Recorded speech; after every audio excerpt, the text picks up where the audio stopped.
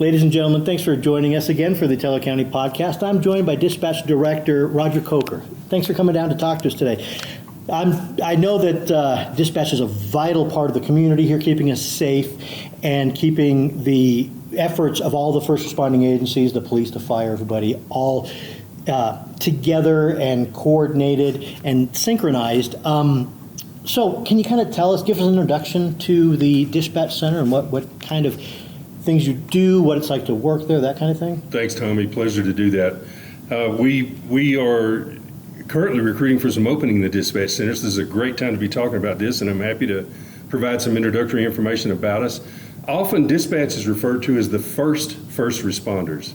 And the reason for that is because we take the calls that result in all of the support that citizens need or visitors to our county need. So once a call comes into the dispatch center, we have a staff of people who are trained. In fact, they go through 6 months of training to become a dispatcher. And we handle all the calls for the rural parts of Teller County. So whether it's a law enforcement call, request for a deputy or a need for a deputy to respond, whether it's a fire-related call or a medical-related call, our dispatchers are involved in those. Of course, we get a lot of general calls as well from the community too.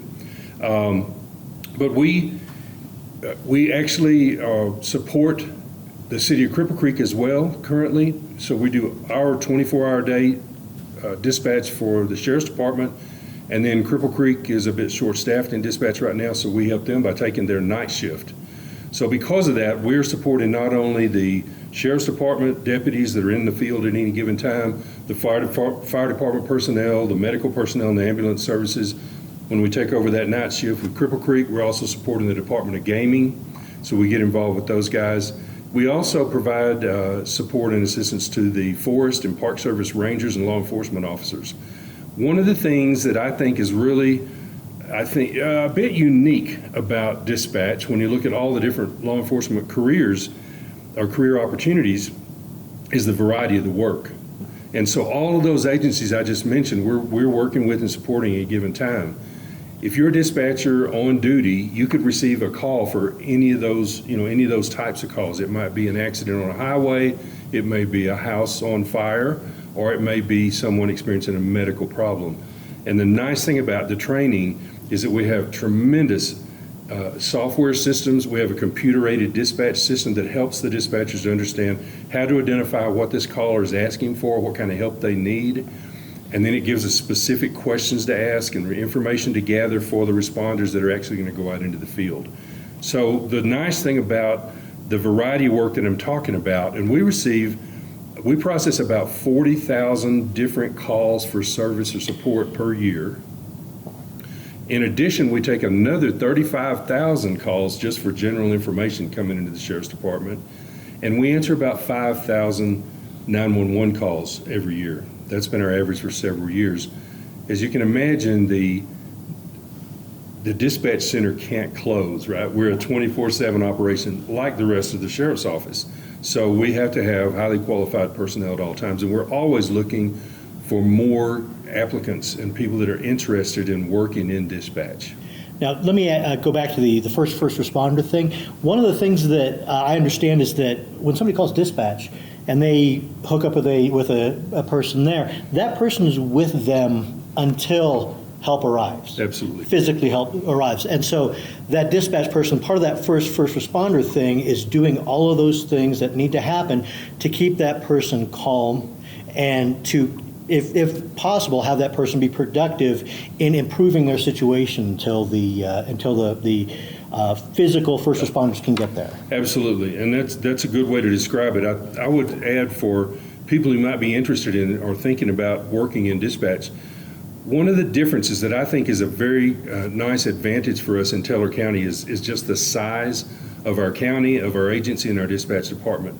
If you worked in a really big city in a dispatch operation, you're probably going to spend most of your first year or so just answering the telephone, just taking those calls. To your point, our dispatchers, though, are full service, meaning whichever phone rings, whether it's the general information line or the 911 line, whichever dispatcher takes that call works it from beginning to end. So they gather out all that information to see what we need to help this person with. they start thinking about their resources, and their teammate in the room will start actually contacting those additional resources to get them into the field. And this dispatcher is going to stay on. In some cases, if it's a critical medical situation, for example, they're going to stay on until the paramedic or EMT is beside the person that needs help. Okay. In other cases where, when we don't need to stay on the line, then what's going to happen is the dispatcher is going to monitor that call for the rest of the incident. So they're looking at all of the resources that are working in the field now. They're looking at the resources that are assigned to this incident, and they're following all the way to the end till it's over. So to get to that point, I'm assuming we talked a little bit earlier about training. Can you kind of talk about what the training involves? Yeah, it's and I'll actually talk a bit about the application process and the training, Yeah. and kind of our work schedules and things too, because that's of interest to people that might be interested in working in dispatch. Our application process is pretty extensive. As everyone can probably imagine, we want to be very careful about who we have helping the public. So we do a very extensive background investigation. One of our detectives actually opens as a case. It's one of 5 steps in the hiring process. And it can take more than a month just to get through the hiring process. Once we do that, we begin the training process with some on-the-job training. It's really observing the dispatchers working, becoming familiar with the systems. One of the things that a lot of people don't expect is dispatch is a fairly technologically advanced field. And in our case, with our building and our new dispatch center only being 3 years old, we have one of the most advanced centers in the state. So when you sit down as a dispatcher, you've got 7 computer monitors and 2 telephone systems in front of you. We have 60 different channels today on our radio system. So the dispatcher's monitoring all that stuff. So in the training process, we're going to start you out with a few weeks of observing, studying policy and procedure, taking some federal emergency management courses. Then we're going to send you to what we call Dispatch Academy, and it's a 3-week classroom training. And in the course of doing that, you're going to become certified as a basic dispatcher, and then we go ahead and certify you in 3 specialty areas. Not all departments do that, Okay. but you're going to become a certified law enforcement dispatcher, a certified fire department dispatcher, and a certified medical dispatcher. There's a couple of other certifications they have to complete as well. Okay. The rest of a full 6-month training period for a new dispatcher is all on-the-job training. We actually have, we have supervisors in the department, and we have certified training officers in the department as well. Every trainee is assigned to a supervisor and a CTO, certified trainer, and those trainers and supervisors are going to actually use a 630-point checklist to ensure we train this person on every single thing they might encounter in the position. We're going to teach them how to do the task. We're going to have them explain they understand it, and we're going to observe them do the task. That's why it takes 6 months to become a dispatcher. So yeah, they will never be left out on the woods alone. They won't just find themselves suddenly taking a call. They are going to be completely trained, including significant on-the-job training, so that by the time they start as a dispatcher, actually doing the job, they have all the tools they need. That's right. That's right. The other reason they're not on their own, and I get that question a lot from applicants, is will I be working by myself? When will I work by myself? We're very careful about that, and we've been able to staff the facility now so that we have a minimum of 2 dispatchers on duty at all times. And it's important for a number of reasons. With respect to the work, it allows the dispatcher on the call to stay in touch with that caller, understand fully what's going on in the call and what they need to be doing. Also allows that second dispatcher in the room to go ahead and start contacting the resources. Okay. They can go ahead and, before the call is even finished or we have all the information we're looking for, they can go ahead and start a deputy that way or a fire service that way or an ambulance that way. So it gives you that ability to partner on these things. It's very much about teamwork. And obviously, as much as Teller County has grown in the last 5 or 10 years, we need 2 people in there because the work volume has grown so much too. 40,000 incidents a year, as I mentioned, that's a pretty heavy workload. Yeah. The last thing that having 2 dispatchers on duty at all times is, the last benefit of that is that they can support each other. Okay. If somebody has a really difficult call, maybe it involves a death or some seriously injured party or something, then they can also kind of help each other with the stress of that incident. And, you can kind of relieve stress a bit in the room if you got somebody else to talk to. Okay, At times, we have 3 or 4 people in the room, and so you can really start to do a lot more teamwork-oriented approach to the work. Now, with all this interaction, I mean, everything is interaction with the community. I would assume that the community by and large has been pretty appreciative of the efforts of the dispatchers. Very much so. One of the things that I really appreciate Teller County, and I'll give you a comparison. I actually have worked with 2 other sheriff's departments. They were actually in a different state. But in Teller County, I've never experienced in those other departments the sense of community that we have here, the sense of people wanting to be involved and supportive of the agency and of the needs of the community and of each other, of the citizens. So Teller County, I would describe as is a place where the citizens are involved in the services that are available, like dispatch and the other things available from the Teller County Sheriff's Office, but they're also extremely supportive in terms of just, they'll call up just want to give you a call for encouragement. Nice. They send us cards. We get cards in the mail frequently. And every once in a while, they'll drop off a box of cookies or something. And it's just, overall, it's a great community to live in. We're one of the smaller counties in the state of Colorado, but I tell you, some of the best people in the state, I think, settled here. Yeah. So by and large, the community, the culture of the community is to be supportive of law enforcement and, well, by extension of the dispatchers then. Absolutely. And the citizens of Teller County really do an excellent job of that. The other thing I think they do well is when we have public forum meetings or discussions, we always have people speak up and provide, encouraging support for the things that we do. They give us good ideas on things we could consider doing as well. But it works out great. And this is important in Teller County to have such a supportive community because although we have about 30,000 residents in this county, from May to October, we can have another 30 to 60,000 people visit Teller County. Yeah.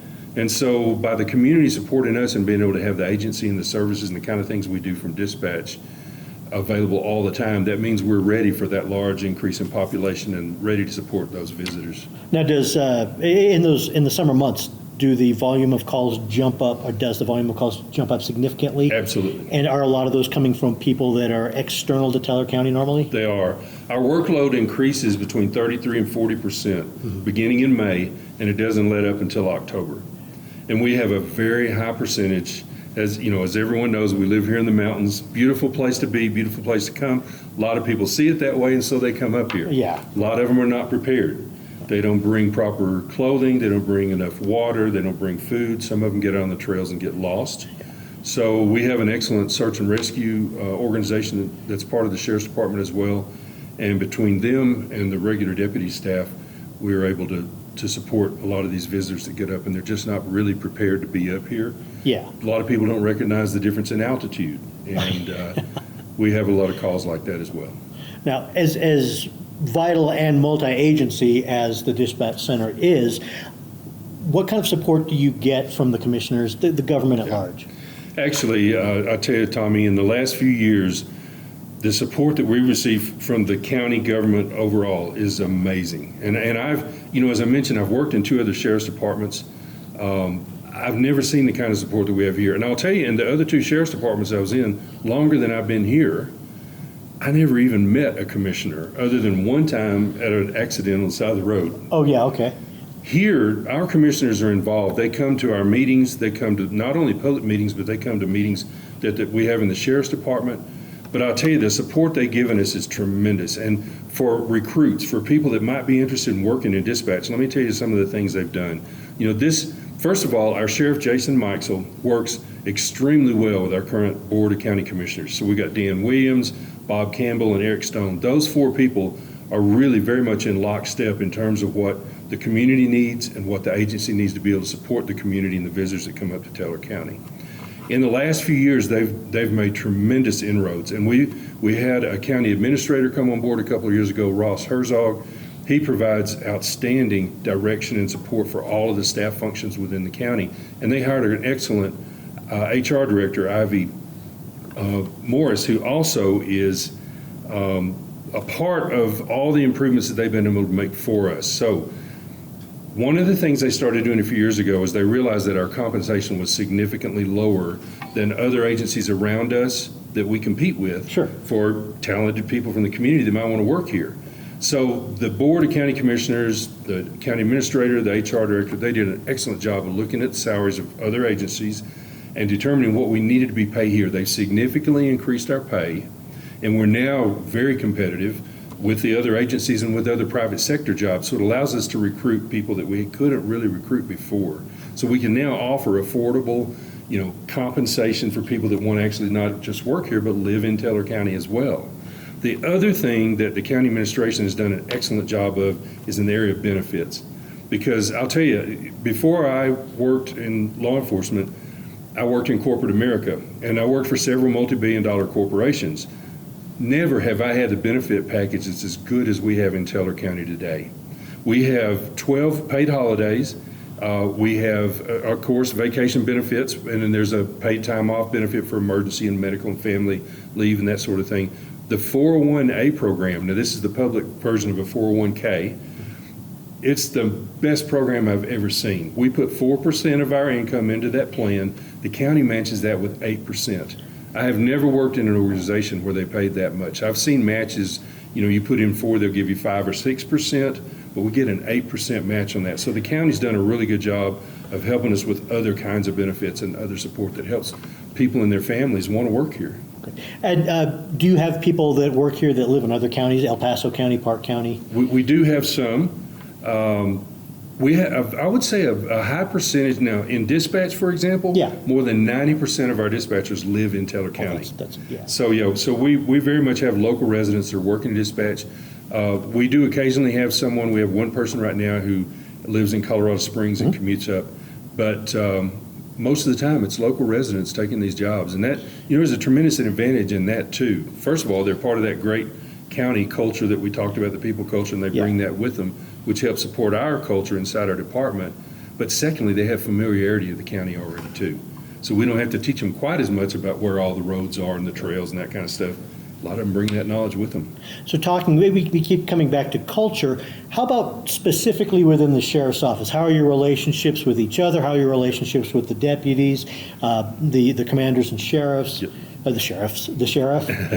I'll tell you, Sheriff Jason Meixel, Under Sheriff Stan Bishop, and all the command staff are very supportive of all of the employees of this agency. They're not just interested in being sure we have the resources and tools and information we need to do our jobs. They're interested in us as people. And that plays out. When we meet with them in group meetings, when you talk to them one-on-one, you can tell they want to make sure that the people that work in the Teller County Sheriff's Office are receiving the things they need for them and their family to be happy and successful and, want to stay in the job as well. But I can tell you that the other two departments I worked in before, I didn't even know all of the command staff. I didn't even meet some of the people in the command staff. Here, if you're here very long at all, you're going to meet every leader in this organization, and you're going to find that it's a very supportive culture. Same thing happens in the dispatch department. Our dispatchers, as you can imagine, working 2 at a time on shift, a lot of them develop fairly close relationships, and so we have a group of people that are very adept at identifying when somebody needs some additional help or additional support. They're quick to step up and help out their teammates, and it's just an extremely supportive and reinforcing kind of culture, I would say, both in our department and in the agency as a whole. So you were talking about the relationship with the command staff. How about with the deputies? Yeah, we have, I think, overall, one of the most communicative and most, responsive to each other's needs and interests and supportive cultures across all the departments of the Sheriff's Department that I've seen in a lot of organizations. We find that the way that we train our dispatchers and the culture that we want to maintain in the dispatch department is one that we understand what the deputy in the field, the boots on the ground, so to speak, out there on the road are doing, what they need from us, what information do they need from us, what resource support do they need from us. We're working to understand what that citizen's needing when they first call in, so that we make sure it's the right resources and the right service they're going to need. With respect to the detention facility here, we have interactions, for example, with the transport deputies who are responsible for taking prisoners, taking inmates to the court for their court date or to the hospital for medical treatment or any of the things they might need. One of the things that works really, really well in this department, I think, is that everybody understands each other's role and they value each other's role, and they do a good job of working together. Okay, We so- don't have lines of separation. We don't have silos or little fiefdoms where they want to just kind of do their own thing. Here, everybody understands everybody else's role, and we all understand how it all fits together in the same single puzzle. Okay. One of the things that I always pitch to applicants and new recruits is career path opportunities. And I think Teller County Sheriff's Department is an excellent example of an organization where you can develop a lifelong career path if you're interested in that in law enforcement. One of the things I always tell applicants is dispatch is an excellent place to start your law enforcement career, and that's because you're going to have some level of interaction with all of the departments within the sheriff's agency. You're also going to have interaction with the fire departments and the medical services and all those other ones I mentioned earlier. Because of that, you have a lot of exposure. You learn a lot about things about the overall picture of what it takes to run an agency like Teller County Sheriff's Office. And as a result, over time, if you're interested, then of course there are some promotional opportunities within dispatch. You can become a certified trainer. You could become a supervisor in the dispatch organization. But at some point, if you decide you want to look at other paths in law enforcement, Teller County offers that really, really well. So one example is recently we had one of our dispatchers move over to animal control. So she's now an animal control officer working in that area. We've had a dispatcher leave and go to the detention facility. I actually went to the academy with a fellow who was Yes. previously a dispatcher. Former dispatcher. Yeah. And that's a great path, because if they go and work in detention, the way the command staff manages part of the career path opportunities here is you work in detention, you do a good job, receive good feedback from your supervisors. Occasionally, when we have openings to go to the academy and become a certified law enforcement officer, detention deputies can apply for that. Yeah. And then the county will, if they're accepted, the sheriff's department of the county will actually sponsor them and pay the cost of that academy, which is not insignificant. It costs over $13,000 to put someone through that academy. So someone who's looking for a long-term career in law enforcement could start in dispatch, get a great foundational beginning to the career, move over to detention, get that, we call it post-certification in Colorado, become a certified deputy. Then they could move to patrol, they could move to investigations, and of course there's supervisory opportunities. We have corporals and sergeants and lieutenants and then the command staff. Well, and talking about the tools, some of the tools that dispatch specifically gives you, I would suspect a big one is your whole job is to talk with people. That's right. And so, I mean, if you were to move over to, say, the detention center, there's a lot of verbal judo that has to happen Yes. between detention's deputy and the inmates. So I would assume, and correct me if I'm wrong here, that they learn a lot of that interaction, talking to people every day, in and out, before they move on to Absolutely. that kind of a We're going job. to put you through a lot of training to prepare you for those discussions with the public. Yeah. And then you're going to get all of those experiences, and you're right. The nice thing about it is when you've been a dispatcher and you've done that verbal judo over the phone, you've had those discussions over the telephone with people, and you get some experience about how to communicate with people. Then you move over to detention, you have to do it face to face. You have that nice background and that practice, if you will, that prepares you for that. I would also think that given some of the things that are required, actually probably a lot of things that are required of the dispatchers, you are talking through staying calm in some very stressful situations. And so being able to handle that kind of stress will help you with all sorts of things in a law enforcement career, whether you stay in dispatch or whether you move on to something else. Absolutely true. I mean, you can imagine if you're a dispatcher answering 911 calls, when that phone rings, you don't know the nature of the call you're receiving. It could be a person having a serious health incident. Maybe we get a lot of calls of spouses calling and their spouse is maybe having breathing difficulties or they're having cardiac problems. We get calls related to people who've had an accident on the side of the road, the vehicle's damaged, the person's injured, they need help. Most of the calls that you get on 911 could very well end up being the worst day of someone's life. And so this dispatcher is a part of that. They had to prepare for the stress of that situation. They had to also stay focused and be able to gather the information to understand what it is that person's experiencing, what they need, and which resources they need and how to get them there. So we're getting a lot of experience in that, and you're right, you can translate that not just into these other career opportunities, but also, obviously, there's a lot of value in that in your personal life as well.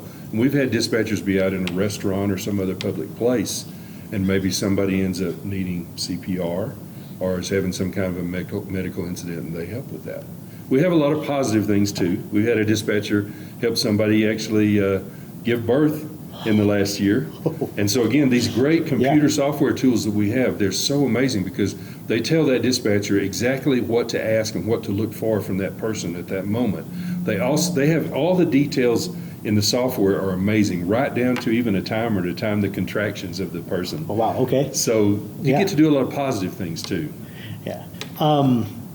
Well, I would think that with that breadth of experience, should you move to being on the road as a patrol deputy eventually, you're going to walk into a situation and it's not going to be a mystery to you. You're not going to be facing anything really for the first time because you've already at least covered it in dispatch from that end of the radio. Very true. And the other thing I think it gives you, once you're a patrol deputy and you're out there on the road by yourself possibly, you understand what you're hearing from dispatch, and you understand the questions they're asking and why they're asking you, and you understand what they can do for you. So it really creates a unique partnership, I think, when somebody has been in dispatch before and then ends up working in one of these other areas. Every time I talk to somebody about recruiting for the sheriff's office, that is one of the great things about this agency that keeps coming up over and over again is if you like what you're doing, if you're in dispatch and that is rewarding to you and you want to stay there, you advance, you have a great career doing that. You want to go do something else in the agency, you want to go to detentions and on patrol, you can do that as well. But it's like dispatch is a great way to get in and open up the world of law enforcement to you. It really is. And I'll tell you, I mean, there are a lot of people that I've met around the country that are career dispatch people. They like the field that much.